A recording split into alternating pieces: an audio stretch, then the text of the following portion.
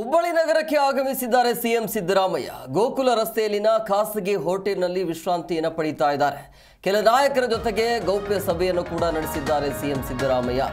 ಶಾಸಕ ಪ್ರಸಾದ್ ಅಬ್ಬಯ್ಯ, ಇನ್ನು NH ಕೋನರೆಡ್ಡಿ ಆಗಿರಬಹುದು, ಅಶೋಕ ಪಟ್ಟಣ, ವಿಶ್ವಾಸ ವೈದ್ಯ, ಇತರ ನಾಯಕರು ಕೂಡ ಭಾಗಿಯಾಗಿದ್ದಾರೆ ಈ ಒಂದು ಮೀಟಿಂಗಲ್ಲಿ. ಸಭೆ ಬಳಿಕ ಕಿತ್ತೂರಿಗೆ ಹೊರಟಿರುವಂಥದ್ದು ಸಿಎಂ ಸಿದ್ದರಾಮಯ್ಯ. ಪ್ರಮುಖವಾಗಿ ಈ ಕ್ರಾಂತಿಯ ಡೆವಲಪ್ಮೆಂಟ್ ಏನು ನಡೀತಾ ಇದೆ, ನವೆಂಬರಲ್ಲಿ ಕ್ರಾಂತಿ ಆಗುತ್ತೆ, ಡಿಸೆಂಬರಲ್ಲಿ ಆಗುತ್ತೆ ಅನ್ನುವಂಥ ಚರ್ಚೆಗಳು, ಅದರ ಮಧ್ಯೆ ಈ ರೀತಿಯಾಗಿ ಕೆಲ ಶಾಸಕರ ಜೊತೆ ಗೌಪ್ಯವಾಗಿ ಸಭೆಯನ್ನು ಮಾಡ್ತಾ ಇರುವಂಥ ಹಿನ್ನೆಲೆಯಲ್ಲಿ ಏನೋ ಒಂದು ನಡೆಯುತ್ತೆ ಅನ್ನುವಂಥದ್ದು ವಿಚಾರ ಇದೆ. ಸೊ ಹಂಗಾಗಿ ಸಿಎಂ ಸಿದ್ದರಾಮಯ್ಯನವರು ಹುಬ್ಬಳ್ಳಿಗೆ ತೆರಳಿದ್ದಾರೆ.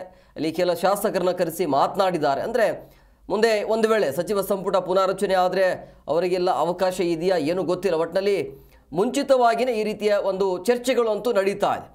ಒಂದು ಕಡೆ ಬಹುತೇಕವಾಗಿ ನವೆಂಬರ್ ಅಥವಾ ಡಿಸೆಂಬರಲ್ಲಿ ಸಂಪುಟ ಪುನಾರಚನೆ ಆಗತ್ತೆ ಅನ್ನುವಂಥ ಲೆಕ್ಕಾಚಾರಗಳು ಇದ್ದಾವೆ. ಅದರ ಮಧ್ಯೆ ಈ ರೀತಿಯ ಶಾಸಕರನ್ನ ಕರೆಸಿ ಗೌಪ್ಯವಾಗಿ ಸಭೆಯನ್ನು ಮಾಡ್ತಾ ಇರೋದನ್ನು ನೋಡ್ತಾ ಇದ್ರೆ ಒಟ್ಟಿನಲ್ಲಿ ಏನೋ ಒಂದು ಬದಲಾವಣೆ ಆಗುತ್ತೆ ಕಾಂಗ್ರೆಸ್ಸಲ್ಲಿ ಅನ್ನೋದು. ಯಾರಿಗೆ ಬಿಡಲಾಗತ್ತೆ ಅಥವಾ ಯಾರಿಗೆ ಅವಕಾಶ ಇರುತ್ತೆ ಅದೆಲ್ಲವೂ ಕೂಡ ಆಮೇಲೆ ಚರ್ಚೆ. ಬಟ್ ಈಗ ಆಗ್ತಾ ಇರುವಂಥದ್ದು 2.5 ವರ್ಷ ಆದ ನಂತರ ಈ ರೀತಿಯ ಡೆವಲಪ್ಮೆಂಟ್ ನಡೀತಾ ಇದೆ.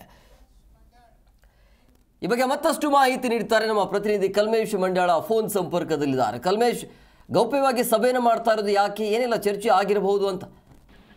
ಹೇಮಕುಮಾರ್, ಇವತ್ತು ಬೆಳಗಾವಿ ಜಿಲ್ಲೆ ಕಿತ್ತೂರು ಉತ್ಸವಕ್ಕೆ ತೆರಳಬೇಕಾಗಿತ್ತು ಸಿಎಂ ಸಿದ್ದರಾಮಯ್ಯನವರು. ಅಲ್ಲೇ ಕಿತ್ತೂರು ಉತ್ಸವಕ್ಕೆ ಚಾಲನೆ ಕೊಡಬೇಕಾಗಿತ್ತು. ಆ ಮಧ್ಯದಲ್ಲಿ ಹುಬ್ಬಳ್ಳಿಗೆ ಆಗಮಿಸಿದ ಸಂದರ್ಭದಲ್ಲಿ ಹುಬ್ಬಳ್ಳಿಯ ಏರ್ಪೋರ್ಟ್ ನಿಂದ ನೇರವಾಗಿ ಕಿತ್ತೂರಿಗೆ ಹೋಗದೆ ಅವರು ಹುಬ್ಬಳ್ಳಿಯ ಗೋಕುಲ ರಸ್ತೆ ಇರತಕ್ಕಂಥ ಖಾಸಗಿ ಹೋಟೆಲ್ಗೆ ಬಂದರು. ಖಾಸಗಿ ಹೋಟೆಲ್ನಲ್ಲಿ ತಮ್ಮ ಕೆಲವು ಬೆರಳೆಣಿಕೆಯ ಆಪ್ತರ ಜೊತೆ ಒಂದು ಗೌಪ್ಯ ಸಭೆ ಮಾಡಿದ್ದಾರೆ. 45 ನಿಮಿಷಗಳ ಕಾಲ ಒಂದು ಸಭೆ ಮಾಡಿದ್ರು.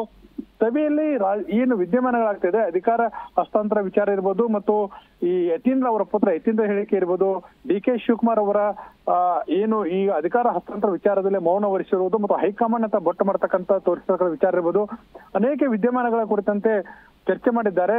ಆ ಜೊತೆಗೆ ಈ ಎಲ್ಲಾ ವಿದ್ಯಮಾನಗಳ ಮಧ್ಯೆನೂ ನಾವು ಯಾವ ರೀತಿಯಾಗಿ ಇದನ್ನ ಬ್ಯಾಲೆನ್ಸ್ ಆಗಿ ತೆಗೆದುಕೊಂಡು ಹೋಗ್ಬೇಕು ಮತ್ತು ಬಿಜೆಪಿಗೆ ಯಾವ ರೀತಿ ಕೌಂಟರ್ ಆಗಿ ಕೊಡ್ಬೇಕು ಅನ್ನೋದನ್ನ ಆ ಒಂದು ಗೌಪ್ಯ ಸಭೆಯಲ್ಲಿ ಚರ್ಚೆ ಮಾಡಿದ್ದಾರೆ ಎಂಬ ತಿಳಿದು ಬಂದಿದೆ. ಜೊತೆಗೆ ಅನೇಕ ರೀತಿಯ ಕೆಲವು ತಮ್ಮದೇ ಆಪ್ತರ ಜೊತೆ ಉತ್ತರ ಕರ್ನಾಟಕ ಭಾಗದಲ್ಲಿ ಯಾವ ರೀತಿ ಶಾಸಕರನ್ನ ವಿಶ್ವಾಸಕ್ಕೆ ತೆಗೆದುಕೊಂಡು ಹೋಗ್ಬೇಕು, ಯಾಕಂದ್ರೆ ಈ ಭಾಗದಲ್ಲಿ ಅವರು ವಿಶೇಷವಾಗಿ ತಮ್ಮದಂತ ಪ್ರಭಾವವನ್ನು ಹೊಂದಿದ್ದಾರೆ, ಅವರನ್ನ ಹೇಗೆ ಮುಂದಿನ ದಿನಗಳಲ್ಲಿ ವಿಶ್ವಾಸಕ್ಕೆ ಕೊಡಬೇಕು, ಪೂರ್ಣಾವಧಿ CM ಆಗಿ ಮುಂದುವರಿಬೇಕಾದ್ರೆ ನಾನು ಶಾಸಕರ ವಿಶ್ವಾಸ ಗಳಿಸುವ ನಿಟ್ಟಿನಲ್ಲಿ ಏನೆಲ್ಲ ಮಾಡೋಗ್ಬೇಕು ಎಂಬ ಮಾಹಿತಿಯನ್ನು ಕಲೆ ಹಾಕಿದೆ ಎಂಬ ಮಾಹಿತಿ ನಮಗೆಲ್ಲ ಆಗ್ತಿರೋದು.